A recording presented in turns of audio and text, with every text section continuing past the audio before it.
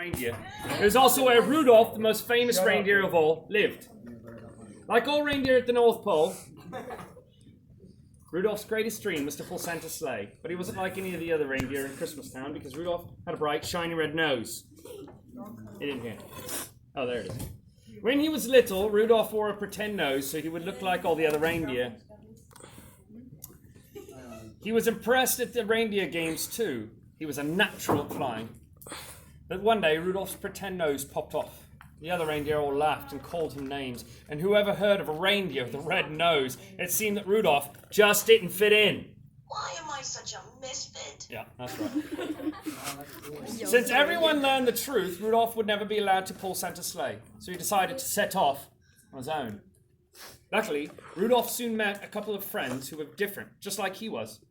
Hermie the elf didn't like making toys. He wanted to be a dentist. Yukon Cornelius wasn't afraid of anything, but he crossed mountains and wind and snow, searching for silver and gold. Rudolph was thankful he found friends like these. All for one and one for all. That's right. In the North Pole wilderness, Rudolph and his friends met many dangers. Most scary of all was a snowy monster, the great bumble of the north. Unfortunately, Rudolph's shiny nose was easy for the bumble to spot. One day, as the friends tried to avoid becoming bumble snacks, they hopped into an iceberg, and soon they were drifting. When they landed, they were on the island of Misfit Toys, a mysterious place where the world's most unusual and unwanted toys came to live. Rudolph and his friends felt at home, and Rudolph realized that he didn't mind being different. What's the matter with misfits? That's right. That's where I fit in. Okay, too much. Rudolph knew he couldn't stay on the island forever, and he couldn't let his bright nose keep putting Hermie and Yukon Cornelius in danger. The bumble would catch them all sooner or later, so Rudolph decided to strike off on his own. Time passed.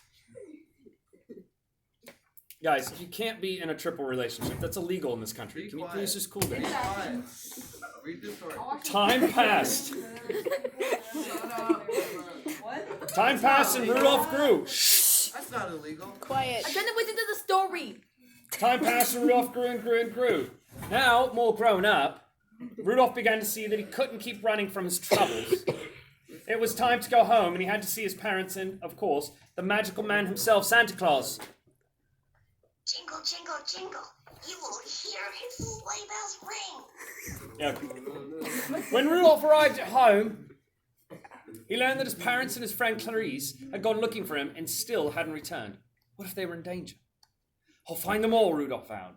The first place he looked was the Bumble's enormous cave. And, oh no, sure enough, there was his mom, dad, and Clarice.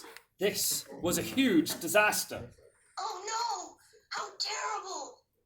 It was lucky that Hermie and Yukon Cornelius happened to pass the Bumble's cave. Leaping into action, Hermie lured the Bumble outside the cave by oinking like a pig. As everyone knows, pigs are a Bumble's most favorite treat. Then crash, boom! Yukon Cornelius pushed a boulder onto the beast's giant head.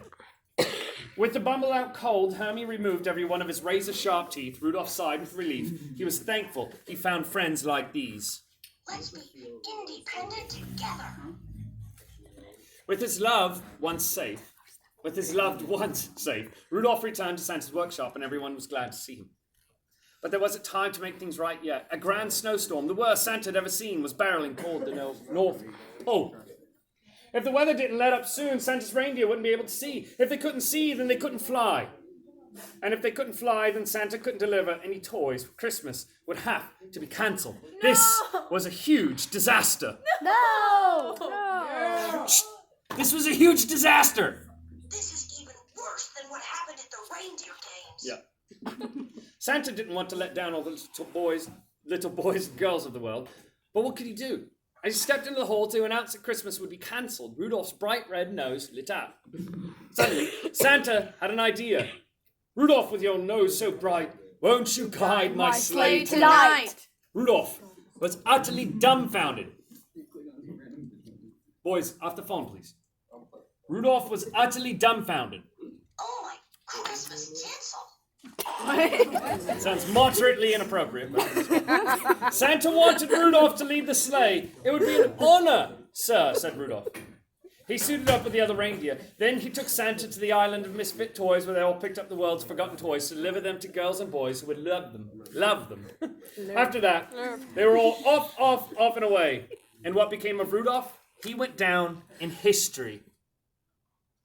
What? He went down in history. He went down in history. Hey, Rudolph went down in history. He went down in history. He went down in history. Okay, ran out of batteries. Oh.